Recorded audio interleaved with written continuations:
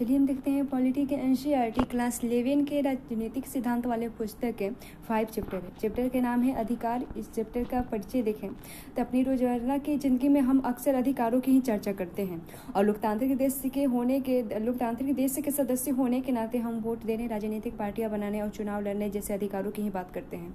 लोग अधिकारों के लिए नई नई मांग भी कर रहे हैं। आमतौर पर स्वीकृति, नागरिक और राजनीतिक अधिकारों के अलावा सूचना का अधिकार, स्वच्छ वायु के अधिकार तथा सुरक्षित पेयजल के अधिकार का भी दावा जताया जा रहा है। जहां हम प्रायः अपने राजनीतिक और सार्वजनिक जीवन से जुड़े अधिकारों का दावा करते हैं, वहीं हम सामाजिक और व्यक्तिगत संबंधों से भी अधिकार की भाषा का प्रयोग करते हैं। मसलन हम अपना करियर चुनने और देश में बेरोक टोक के घूमने की भी बात करते हैं। और न केवल वयस्क मनुष्य के लिए बल्कि बच्चों, गर्भस्थ, भ्रूणों और पशुओं के लिए भी अधिकारों का भी दावा किया जाता है। और इस प्रकार विभिन्न लोग विविध तरीके से अधिकार की अवधारणा प्रस्तुत करते हैं और इस अध्याय में हम इस अवधारणा से जुड़े सवालों की भी पड़ताल करेंगे। जैसे देखेंगे कि जब हम अधिकारों की बात करते हैं तो हमारा आशय क्या होता है, अधिकारों के हमारे दावे की बुनियाद क्या है और अधिकारों से किन उद्देश्यों की पूर्ति होती है और इतने महत्वपूर्ण क्यों है। तो देखते हैं अधिकार क्या है। तो अधिकार मूल रूप से हकदारी अथवा ऐसा दावा है जिसका औचित्य सिद्ध हो। यह बताया गया है कि नागरिक, व्यक्ति और मनुष्य होने के नाते हम किसी के हकदार हैं और हर यह ऐसी चीज़ है जिसको हम अपना प्राय समझते हैं, ऐसी चीज़ जिसे समाज ऐसे वैध दावे के रूप में स्वीकार करे जिसका अनुमोदन अनिवार्य हो। और इसका यह मतलब नहीं कि हर वह चीज़ जिससे मैं जरूरी और वांछनीय समझूं अधिकार है।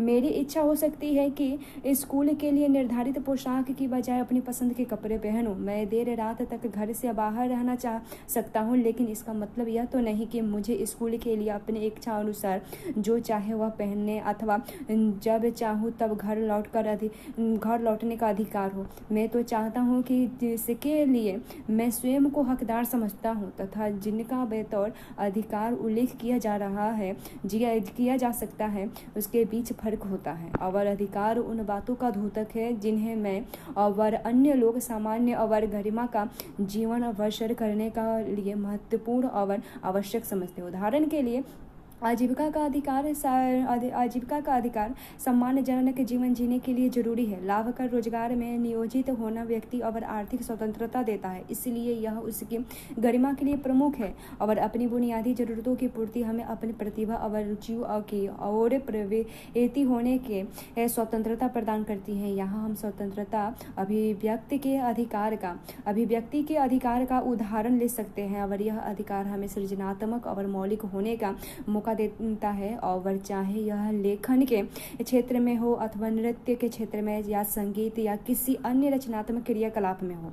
लेकिन अभिव्यक्ति की स्वतंत्रता लोकतांत्रिक सरकार के लिए भी महत्वपूर्ण होती है, क्योंकि यह विश्वासों और मतों के स्वतंत्र अभिव्यक्ति की अनुमति देती है। आजीविका का अधिकार या अभिव्यक्ति की स्वतंत्रता जैसी अधिकार समाज में रहने वाले तमाम लोगों के लिए महत्वपूर्ण है। इसी वजह से उनकी प्रकृति के विश्व जननी कही जाती है। और अधिकारों की दावेदारी का दूसरा आधार तो यह है कि वे हमारी बेहतरी के लिए आवश्यक हैं और ये लोगों को उनकी दक्षता और प्रतिभा विकसित करने में सहयोग देते हैं। उदाहरणार्थ, शिक्षा का अधिकार हमारी तर्क शक्ति विकसित करने में मदद करता है, हमें उपयोगी कौशल प्रदान करता है और जीवन में सूझबूझ के साथ चयन करने में सक्षम बनाता है। व्यक्ति का कल्याण के लिए इस हद तक शिक्षा को अनिवार्य समझा जाता है कि उसे सार्वभौम अधिकार माना गया। बहरहाल अगर कोई कार्यकलाप हमारे स्वास्थ्य और कल्याण के लिए नुकसानदेह है तो उसे अधिकार नहीं माना जा सकता। उदाहरण के लिए डॉक्टरी शोध ने यह प्रमाणित किया कि नशीली दवाएं स्वास्थ्य के लिए हानिकारक हैं, चूँकि ये अन्यों के साथ हमारे रिश्तों पर भी दुष्प्रभाव डालती है। और इसलिए हम यह दावा नहीं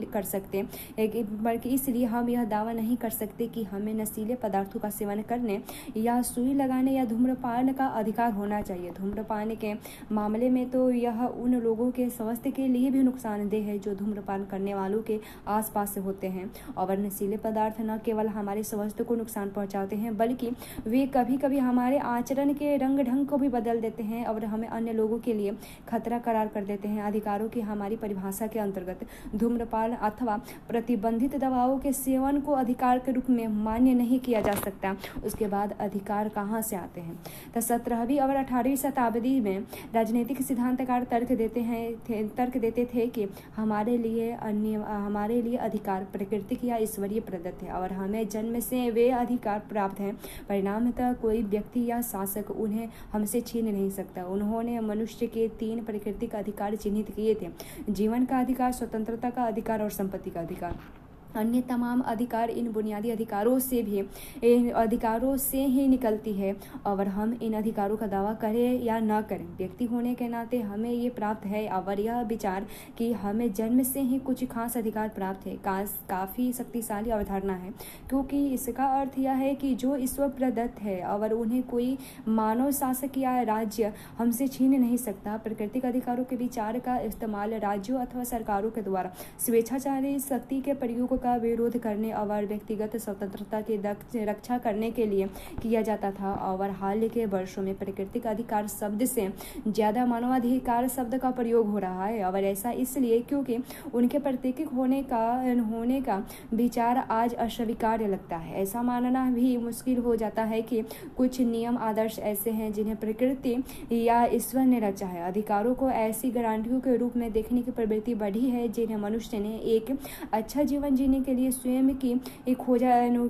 ही इन्हें खोजा या पाया है। और मानव अधिकारों के पीछे मूल्य मान्यता यह है कि सभी लोग मनुष्य होने के मात्र से कुछ चीज़ों को पाने का अधिकार है और एक मानव के रूप में हर आदमी विशिष्ट और सम्मान महत्व का है। और इसका अर्थ यह है कि एक आंतरिक दृष्टि से सभी मनुष्य समान है और कोई भी व्यक्ति दूसरों का नौकर होने के लिए पैदा नहीं हुआ है। और सभी मनुष्य एक आंतरिक मूल्य से संपन्न होते हैं और उन्हें स्वतंत्र रहने तथा अपनी पूरी संभावना को साकार करने का समान अवसर मिलना चाहिए। और इस विचार का इस्तेमाल नस्ल, जाति, धर्म या लिंग पर आधारित मौजूदा असमानताओं को चुनौती देने के लिए किया जा रहा है।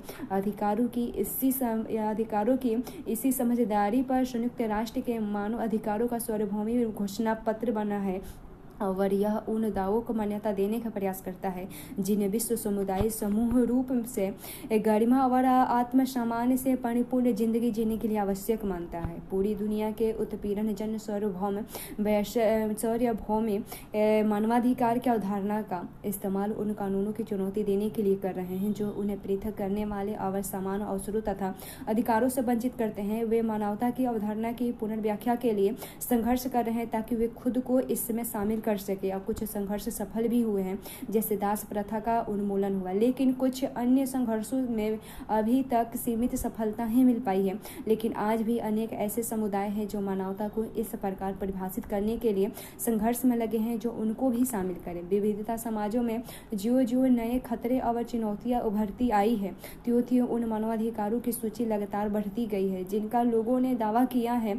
मसलन हम आज प्राकृतिक पर्यावरण की सुरक्षा की जरूरत के प्रति काफी सचेत हैं और इसने स्वच्छ हवा, शुद्ध जल, टिकाऊ विकास जैसे अधिकारों की भी मांग पैदा की है। और युद्ध या प्राकृतिक संकट के दौरान अनेक लोग, खासकर महिलाएं, बच्चों या बीमार जिन बदलावों को झेलते हैं उनके बारे में नई जागरूकता ने आजीविका के अधिकार, बच्चों के अधिकार और ऐसे अन्य अधिकारों की मांग भी पैदा की है। ऐसे दावे मानव गरिमा के अतिक्रमण के प्रति नैतिक आक्रोश का भाव व्यक्त करते हैं और वे समस्त मानव समुदाय हेतु अधिकारों के प्रयोग और विस्तार के लिए लोगों से एकजुट होने का आह्वान करते हैं। और हमें इन दावों के विस्तार तथा प्रभाव को कम करके नहीं आंकना चाहिए। उन्हें अक्सर व्यापक समर्थन हासिल होता है। अपने शायद पॉप स्टार बॉब गोल्डॉफन की ओर से अफ्रीका में गरीबी खत्म करने के लिए पश्चिमी मुल्कों की सरकारें से की गई हाल के अपील के बारे में सुना होगा। टीवी में भी देखा होगा कि उसे आम जनता का कितना प्रबल समर्थन मिला हुआ है। ये देखिए मानवीय गरिमा के बारे में संकट देखें। कुछ तथ्य है, तो हर चीज़ की या तो कीमत होती है या गरिमा। जिसकी कीमत होती है उसकी जगह उसके समतुल्य कोई दूसरी चीज़ भी रखी जा सकती है जिसके विपरीत जो तमाम कीमतों से ऊपर हो और जिसके कोई समतुल्य न हो, उनकी गरिमा होती है। अन्य प्राणी से अलग मनुष्य की एक गरिमा होती है और इस कारण से वे अपने आप में बहुमूल्य है। 18वीं सदी के जर्मन दार्शनिक इमैनुएल कांट के लिए इस साधारण विचार का गहरा अर्थ था। उनके लिए इसका मतलब था कि हर मनुष्य की गरिमा है और मनुष्य होने के नाते उसके साथ इसी के अनुकूल बर्ताव किया जाना चाहिए। मनुष्य अशिक्षित हो सकता है, गरीब या शक्तिहीन हो सकता है और वह बेईमान अथवा अनैतिक भी हो सकता है, फिर भी वह एक मनुष्य है और न्यूनतम में ही सही प्रतिष्ठा पाने का हकदार है। कांट के लिए लोगों के साथ गरिमामय बर्ताव करने का अर्थ था उनके साथ नैतिकता से पेश आना। यह विचार उन लोगों के लिए एक संबल था जो लोग सामाजिक उच्च नीच के खिलाफ और मानवाधिकार के लिए संघर्ष कर रहे थे। और कांट के विचार ने अधिकार की एक नैतिक अवधारणा प्रस्तुत की। पहला, हमें दूसरों के साथ वैसा ही आचरण करना चाहिए जैसे हम अपने लिए दूसरों से अपेक्षा करते हैं और दूसरे हमें यह निश्चित करना चाहिए कि हम दूसरों को अपनी स्वार्थ सिद्धि का साधन नहीं बनाएं और हमें लोगों के साथ उस तरह का बर्ताव नहीं करना चाहिए जैसे कि हम कलम, कार या घोड़ा के साथ करते हैं। और हमें लोगों का सम्मान करना चाहिए, इसलिए नहीं कि वे हमारे लिए उपयोगी है बल्कि इसलिए कि वे आखिरकार मनुष्य हैं। उसके बाद ये बच्चा कहता है कि मेरे पिता ने टेलीफोन लगवाने के लिए आवेदन किया था, 2 महीने से भी ज़्यादा हो गया और अभी तक कुछ नहीं हुआ, वे क्या कर सकते हैं? ये लड़की कहती है कि जानते हो, अब हमारे पास सूचना का अधिकार है और हम जान सकते हैं कि हमारे आवेदन का क्या हुआ, हम देरी का कारण भी जान सकते हैं। उसके बाद देखते हैं कानूनी अधिकार और राज्य सत्ता के बारे में देखते हैं। मानवाधिकार के दावे की नैतिक अपील चाहे जितनी हो, उनकी सफलता की डिग्री कुछ कारकों पर निर्भर है और इसमें सर्वाधिक महत्वपूर्ण है सरकारों और कानून का समर्थन। यही कारण है कि अधिकारों की कानूनी इन मान्यता को इतनी अहमियत दी जाती है और अनेक देशों में अधिकारों के विधायक वहाँ के संविधान में प्रतिष्ठित रहते हैं। संविधान देशों के सर्वोच्च कानून के द्योतक होते हैं और इसलिए कुछ खास अधिकारों की संवैधानिक मान्यता उन्हें बुनियादी महत्व प्रदान करती है और अपने देश में इन्हें हम मौलिक अधिकार कहते हैं और अन्य कानूनों और नीति से इन संवैधानिक अधिकारों के सम्मान की अपेक्षा की जाती है। संविधान में उन अधिकारों का उल्लेख रहता है जो बुनियादी महत्व के माने जाते हैं। कुछ अन्य ऐसे अधिकार का भी उल्लेख संभव है जो किसी देश के विशिष्ट इतिहास और रीति रिवाज के चलते महत्वपूर्ण हो जाते हैं। उदाहरण के लिए भारत में अस्पृश्यता पर प्रतिबंध का प्रावधान है जो देश की परंपरागत सामाजिक कुप्रथा का ध्यान दिलाता है और हमारे दावों को मिलने वाली कानून और संवैधानिक मान्यता इतनी महत्वपूर्ण होती है कि बहुत से सिद्धांतकार अधिकार को ऐसे दावे के रूप में परिभाषित करते हैं जिन्हें राज्य ने मान्यता किया हो और उसके बाद कानूनी मान्यता से यकीनन हमारे अधिकारों को समाज में एक खास दर्जा मिलता है, लेकिन कानूनी मान्यता के आधार पर किसी अधिकार का दावा नहीं किया जा सकता। जैसे कि हमने पहले भी चर्चा की है कि अधिकारों का धीरे धीरे विस्तार और पुनर्व्याख्या हो रही है और ऐसे अभी तक अलग रहे समूहों को शामिल करने और गरिमापूर्ण एवं सम्मानजनक जीवन की हमारी नई समझदारी के उद्देश्य से हो रहा है। अधिकतर मामलों में अधिकार राज्य से किए जाने वाले दावे हैं। अधिकारों के माध्यम से हम राज्य सत्ता से कुछ मांग करते हैं। जब हम शिक्षा के अधिकार पर जोर देते हैं तो हम राज्य से बुनियादी शिक्षा के लिए प्रावधान करने की भी मांग करने लगते हैं और समाज भी शिक्षा के महत्व को स्वीकार कर सकता है और अपनी तरफ से इसमें सहयोग कर सकता है। विभिन्न समूह विद्यालय खोल सकते हैं और छात्रवृत्ति के लिए निधि जमा कर सकते हैं ताकि तमाम वर्गों के बच्चे शिक्षा का लाभ प्राप्त कर सके, लेकिन मुख्यतः यह जिम्मेदारी राज्य की बनती है। राज्य को ही आवश्यक उपायों का प्रवर्तन करना चाहिए और जिससे हमारे शिक्षा का अधिकार की पूर्ति सुनिश्चित हो और इस प्रकार अधिकार राज्य को कुछ खास तरीके से कार्य करने के लिए वैधानिक दायित्व सौंपते हैं और प्रत्येक अधिकार निर्देशित करता है कि राज्य के लिए क्या करने योग्य है और क्या नहीं। उदाहरण के लिए मेरा जीवन जीने का अधिकार राज्य को ऐसे कानून बनाने के लिए बाध्य करता है जो दूसरे के द्वारा क्षति पहुंचाने से मुझे बचा सके, और यह अधिकार राज्य से मांग करता है कि वह मुझे चोट या नुकसान पहुंचाने वालों को दंडित करे। और यदि कोई समाज महसूस करता है कि जीने का अधिकार का मतलब अच्छे स्तर के जीवन का अधिकार है, तो वह राजसत्ता से ऐसी नीतियों के अनुपालन की अपेक्षा करता है जो स्वस्थ जीवन के लिए स्वस्थ पर्यावरण और अन्य आवश्यक निर्धारकों का प्रावधान करे। दूसरे शब्दों में, मेरा अधिकार यहाँ राजसत्ता को खास तरीके से काम करने के कुछ वैधानिक दायित्व सौंपते हैं। अधिकार सिर्फ यह नहीं बताता कि राज्य को क्या करना चाहिए, वह यह भी बताता है कि राज्य को क्या कुछ नहीं करना चाहिए। मसलन किसी व्यक्ति की स्वतंत्रता का अधिकार कहता है कि राजसत्ता महज अपनी मर्जी से उसे गिरफ्तार नहीं कर सकती। अगर वह किसी के सलाखों के पीछे रहना चाहती है तो उसे उस कार्रवाई को जायज ठहराना पड़ेगा और उसे किसी न्यायालय के समक्ष इस व्यक्ति की स्वतंत्रता में कटौती करने का कारण बताना होगा, और इसलिए मुझे पकड़ने के पहले गिरफ्तारी का वारंट दिखाना पुलिस के लिए आवश्यक होता है। और इस प्रकार मेरे अधिकार राजसत्ता पर कुछ अंकुश भी लगाते हैं। दूसरे तरीके से कहा जाए तो हमारे अधिकार यह सुनिश्चित करते हैं कि राज्य की सत्ता व्यक्ति के जीवन और स्वतंत्रता की मर्यादा का उल्लंघन किए बगैर काम करे। राज्य संपूर्ण प्रभुत्व संपन्न सत्ता हो सकता है, उसके द्वारा निर्मित कानून बलपूर्वक लागू किए जा सकते हैं, लेकिन संपूर्ण प्रभुत्व संपन्न राज्य का अस्तित्व अपने लिए नहीं बल्कि व्यक्ति के हित के लिए होता है, और इसमें जनता का ही अधिक महत्व है। और सत्तारूढ़ अधिकार सरकार को उसके ही कल्याण के लिए काम करना होता है, और शासक अपनी कार्रवाइयों के लिए जवाबदेह हैं। और उसे हरगिज नहीं भूलना चाहिए कि कानून लोगों की भलाई सुनिश्चित करने के लिए ही होते हैं। अधिकारों के प्रकार देखें। अधिकतर लोकतांत्रिक व्यवस्था राजनीतिक अधिकारों का घोषणा पत्र बनाने में अपनी शुरुआत करती है। राजनीतिक अधिकार नागरिकों को कानून के समक्ष बराबरी तथा राजनीतिक प्रक्रिया में भागीदारी का हक देते हैं, और इसमें वोट देने और प्रतिनिधि चुनने, चुनाव लड़ने, राजनीतिक पार्टियां बनाने या उसमें शामिल होने जैसे अधिकार शामिल हैं। राजनीतिक अधिकार नागरिक स्वतंत्रता से जुड़े होते हैं। नागरिक स्वतंत्रता का अर्थ स्वतंत्र और निष्पक्ष न्यायिक जांच का अधिकार है, विचारों की स्वतंत्र अभिव्यक्ति का अधिकार, प्रतिवाद करने तथा असहमति प्रकट करने का अधिकार, और नागरिक स्वतंत्रता और राजनीतिक अधिकार मिलकर किसी सरकार की लोकतांत्रिक प्रणाली की बुनियाद का निर्माण करते हैं। लेकिन जैसे कि पहले बताया गया है कि अधिकारों का उद्देश्य लोगों के कल्याण की हिफाजत करना होता है। सरकार को जनता के प्रति जवाबदेह बनकर शासकों की अपेक्षा लोगों के सरोकार को अधिक महत्व देकर और तमाम लोगों के लिए सरकार के निर्णयों को प्रभावी करने का मौका सुनिश्चित कर राजनीतिक अधिकार इसमें सहयोग करते हैं। राजनीतिक भागीदारी का अपना अधिकार पूरी तरह से हम तभी अमल में ला सकते हैं जब भोजन, वस्त्र, आवास, स्वास्थ्य जैसी हमारी बुनियादी जरूरतें पूरी हो।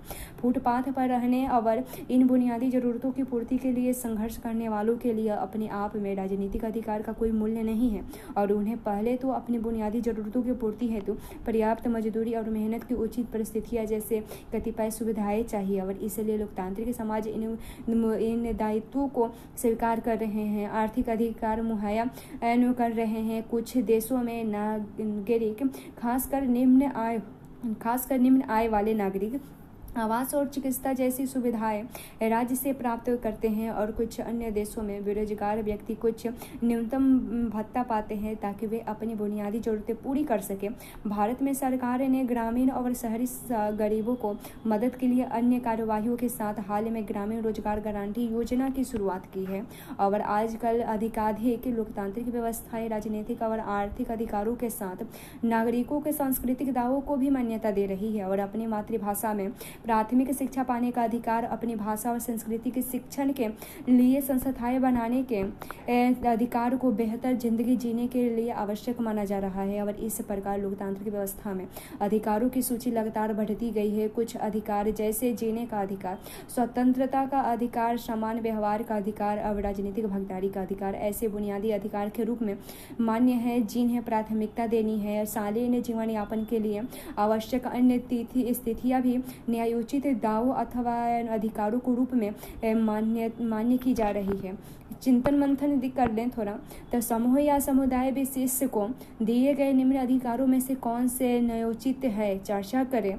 जैसे एक शहर में जैन समुदाय के लोगों को अपना विद्यालय खोलना है और उसमें केवल उन अपने समुदाय के छात्र छात्राओं को ही प्रवेश देना है। दूसरा है कि हिमाचल प्रदेश में वहाँ के अस्थायी निवासियों के अलावा बाकी लोग जमीन या अन्य अचल संपत्ति नहीं खरीद सकते। और तीसरा है कि एक सह शिक्षा विद्यालय के प्रधानाध्यापक ने एक सर्कुलर जारी किया कि कोई भी छात्र किसी भी प्रकार का पश्चिम परिधान नहीं पहनेगा। उसके बाद अगला है कि हरियाणा की एक पंचायत ने निर्णय किया कि अलग अलग जातियों के लिए जाति के जिस लड़के और लड़कियों ने शादी कर ली थी वे अब गांव में नहीं रहेंगे। इस पर विचार करिए। उसके बाद देखते हैं अधिकारों की जिम्मेदारी क्या है। तो अधिकार न केवल राज्य पर जिम्मेदारी डालती है बल्कि वह खास तरीके से काम करे बल्कि हम सब पर भी जिम्मेदारी आयद करते हैं। उदाहरण के लिए टिकाऊ विकास का मामला ले। हमारे अधिकार हमें याद दिलाते हैं कि इसके लिए न केवल राज्य को कुछ कदम उठाने हैं बल्कि हमें भी इस दिशा में प्रयास करना है। अधिकार हमें बाध्य करते हैं कि हम अपनी निजी जरूरतों और हितों को ही न सोचें, कुछ ऐसी चीज़ें की भी रक्षा करें जो हम सब के लिए हितकर है। और ओजोन परत की हिफाजत करना, वायु और जल प्रदूषण कम से कम करना और नए वृक्ष लगाकर और जंगलों की कटाई रोककर हरियाली बरकरार रखना और पारिस्थितिकी संतुलन कायम रखना आदि ऐसी चीजें हैं जो हम सब के लिए अनिवार्य हैं और ये आम भलाई की बात है जिनका पालन हमें अपनी और भावी पीढ़ियों की हिफाजत के लिए ही आवश्यक करना चाहिए और आने वाली पीढ़ियों की भी सुरक्षित और स्वस्थ दुनिया पाने का हक है और इसके बिना वे बेहतर जीवन नहीं जी सकते। दूसरी है अधिकार यह अपेक्षा करते हैं कि मैं अन्य लोगों के अधिकारों का सम्मान करूं। अगर मैं कहता हूं कि मुझे अपने विचारों को अभिव्यक्त करने का अधिकार मिलना चाहिए तो मुझे दूसरों को भी अधिकार देना होगा। अगर मैं अपनी पसंद के कपड़े पहनने में, संगीत सुनने में और दूसरों का हस्तक्षेप नहीं चाहता हूं तो मुझे भी दूसरों की पसंदगी में दखल अंदाजी नहीं करना होगा, इससे बचना होगा करने से। और मुझे उन्हें भी उनकी पसंद के कपड़े या संगीत सुनने का स्वतंत्रता देनी होगी। और मैं स्वतंत्र भाषण देने का अधिकार का इस्तेमाल अपने पड़ोसी की हत्या के लिए, भीड़ को उकसाने के लिए नहीं कर सकता। और अपने अधिकारों का प्रयोग करने के लिए मैं दूसरों को उनके अधिकारों में वंचित नहीं कर सकता। और दूसरे शब्दों में मेरे अधिकार सबके लिए बराबर हैं, बराबर और एक ही अधिकार के सिद्धांत में सीमाबद्ध है। और तीसरे है कि इन टकराव की स्थिति में हमें अपने अधिकारों को संतुलित रखना होता है। मसलन अभिव्यक्ति की आज़ादी का मेरा अधिकार मुझे तस्वीर लेने का अनुमति देता है, लेकिन अगर मैं अपने घर में नहाते हुए किसी व्यक्ति की उसकी इजाज़त के बिना तस्वीर ले लूं और इसे इंटरनेट में डाल दूं तो यह उसके गोपनीयता के अधिकार का उल्लंघन होगा।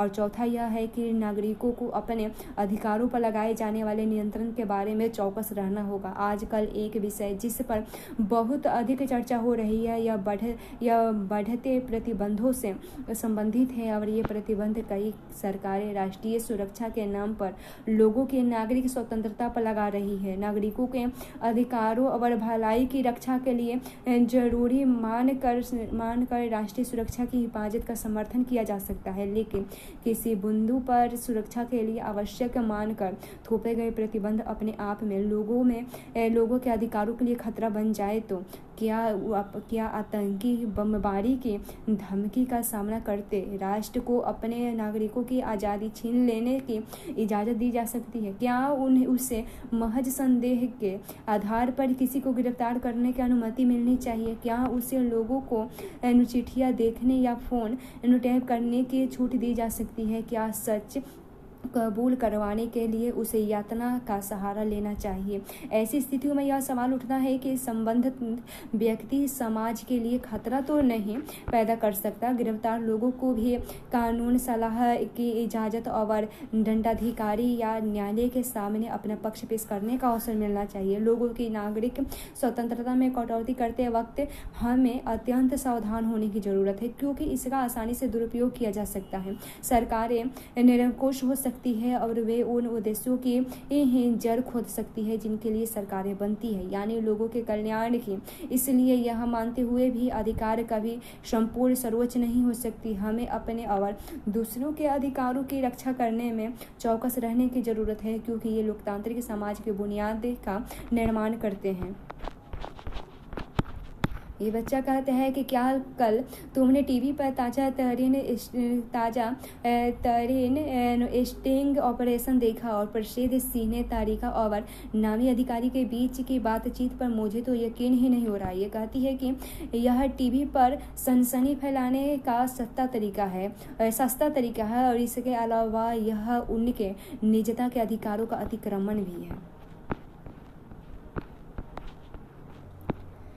एक तथ्य है कि 10 दिसंबर 1948 को संयुक्त राष्ट्र की सामान्य सभा में मानवाधिकारों की सार्वभौमिक घोषणा पत्र को स्वीकार और लागू किया और इस घोषणा की प्रस्तावना का पाठ नीचे दिया गया है और इस ऐतिहासिक कृत्य को आगे बढ़ते हुए सामान्य तरीके से सभी सदस्य देशों से मानवाधिकार की सार्वभौमिक घोषणा के पत्र को प्रचारित करने का आह्वान किया और सामान्य सभा में देश या क्षेत्र की राजनीतिक स्थिति पर ध्यान न देते हुए इसे विशेष तौर से विद्यालयों और अन्य शैक्षणिक संस्थाओं में प्रसारित और प्रदर्शित करने एवं पढ़ने और पढ़वाने का आह्वान किया गया। मानवाधिकारों की विश्वव्यापी घोषणा पत्र का प्रस्ताव देखें क्या है। तो चूंकि मानव परिवार के सभी सदस्य की स्वाभाविक अंतर्निहित गरिमा तथा उसके समान एवं अत्याज्य अधिकारों की प्रतिष्ठा विश्व में स्वतंत्रता, न्याय तथा शांति की आराधशिला है। चूंकि मानव अधिकारों के उपहास तथा अवमानना के कारण मानवीय चेतना को भयभीत करने वाले क्रूरतापूर्ण कृत्य प्रतिफलित हुए हैं और इसलिए यह अनिवार्य है कि एक ऐसे विश्व की स्थापना हो जिसमें सभी मनुष्य भाषण तथा विश्वास की स्वतंत्रता हासिल तथा भय तथा अभाव से मुक्ति प्राप्त कर सके, जो मानव समुदाय की सबसे महत्वपूर्ण अभिलाषा है।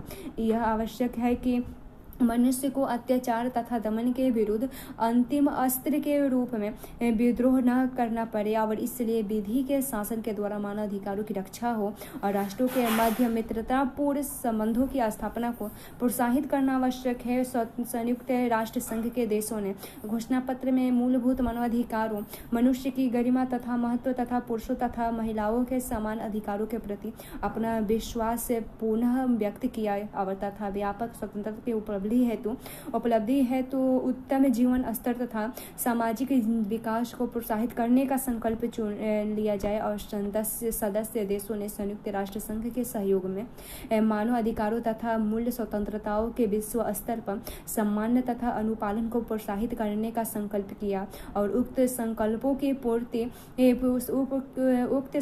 की पूर्ण उपलब्धि हेतु इन अधिकारों और स्वतंत्रताओं की सर्वदेशिक अवधारणा सर्वाधिक महत्वपूर्ण है। अतः आज संयुक्त राष्ट्र संघ महासभा मानवाधिकारों के विश्वजनित घोषणा पत्र को सभी सभ्यताओं तथा देशों के लिए उपलब्धि के सर्वमान्य मानदंड के रूप में अतर्थ घोषणा करती है और घोषणा करती है कि प्रत्येक व्यक्ति तथा समाज का प्रत्येक अंग इस घोषणा पत्र का सदा विचार रखते हुए इन अधिकारों तथा स्वतंत्रताओं की मर्यादा को अध्यापन तथा शिक्षा के माध्यमों द्वारा प्रोत्साहित करेंगे तथा विश्वोन्मुखी इन राष्ट्रीय अंतर्राष्ट्रीय साधनों द्वारा उनकी सर्वदेशिक तथा सशक्त स्वीकृति और अनुपालन को आपस में सदस्य देशों के जनता के बीच तथा उनके क्षेत्राधिकारों के अंतर्गत आने वाली प्रदेशों की जनता के बीच स्थापित करेंगे।